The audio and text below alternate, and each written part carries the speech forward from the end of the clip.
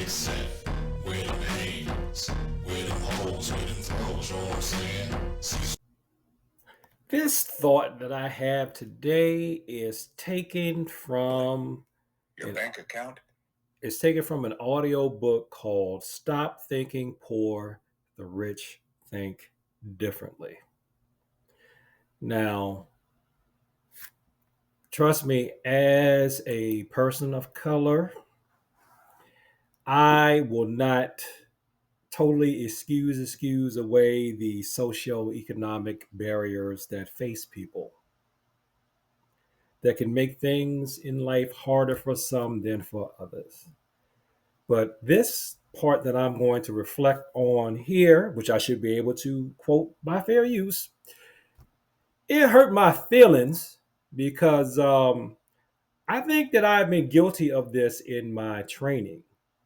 Basically, like if the lesson doesn't involve some kind of pain, I don't think at one point I would believe that it was real. Hmm. Chapter 9. The Addiction to Struggle. You might not realize it yet, but many people are addicted to struggle. They don't consciously choose it, but emotionally, they've learned to feel safe in it. It's the pattern of believing that life must always be hard, that nothing comes easy, that success is reserved for them, not us. And when life finally gives them peace or prosperity, they sabotage it because their nervous system isn't used to calm. They equate difficulty with worth. If it's not painful, it must not be real. But here's the truth. You were not born to struggle forever. You were born to build. And building requires strength, yes, but not suffering. The poor mind believes struggle is noble. The rich mind believes struggle is temporary. The poor stay loyal to hardship. The rich stay loyal to growth. Because growth is progress, but struggle without purpose is just pain with a story. You can't glorify the grind and expect grace. You can't worship exhaustion and expect excellence. Stop romanticizing hardship. You don't need to suffer to prove you're worthy. You need to think smarter to prove you're ready. I know there have definitely been times when I didn't feel like I was learning anything if I wasn't hurt. If I didn't have knots on my arm, or if I wasn't right. I'm gonna talk about me. I know I had been guilty of that for years, and that's why after a while, when I ran into the concepts of things like pressure points and knockouts, and even no touch knockouts, I didn't believe it. I've told the story before. I was standing in a seminar right next to the knockout being done, watching it being done. I could literally touch the people doing it. And I didn't believe it until I got knocked out.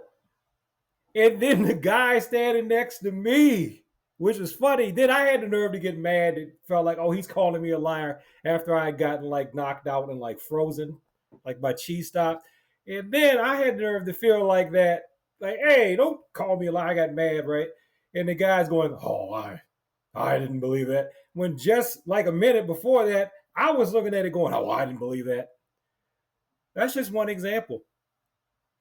Do you feel like you're not doing anything if you're not physically moving all the time in your martial arts? I'm not saying you shouldn't use it for exercise. I think that you shouldn't. I think they're great for exercise. But it's like I'm not going to throw other people's names into my journey because internet trolls. But there is a certain Sifu who, if he remembers, told me years ago. He looked me in the face and said, it's time you have to get your huffing and puffing done somewhere else. You need to think. And I didn't even become a long term student of his, but that was some of the best advice I got in an intro class. After a while, you got to get your huffing and puffing done someplace else. not just in your practice. Now, he didn't say stop huffing and puffing.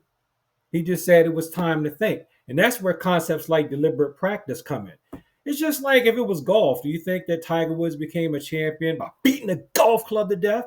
I'm sure he practiced some motions over and over again, but I think he studied too. Don't football players sometimes study film?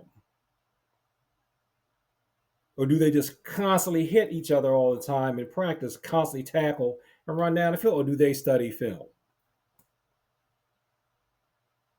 So, why can't we apply that to martial arts too? I'm just saying, I know I'm guilty. Thinking that the harder it was for you to attain a rank, that necessarily always absolutely means that it was better. Or is it just the training and information and the know-how and the things that you learn and the knowledge that you accumulate and your ability to express it and explain it to other people and pass it on and then be able to perform it under pressure? Is that what makes it better? They don't take this video as me saying that there's no need for pressure testing ever. I'm not saying that. I'm saying I know, and that's why it hurt my feelings when I saw the video, that I know that I have used the martial arts for struggle addiction. And I hope that my students don't do that. I hope I don't pass that on to them. Thanks for watching this video. Like, comment, subscribe, share it with people like to talk about the martial arts and peace. And as always, thank you for your time. I appreciate it. If you want to take lessons, sign up with me. Go to the About section to find out where to do that. And if you want to listen to some different type of music, check out Cecil Ryu Hip Hop. Peace.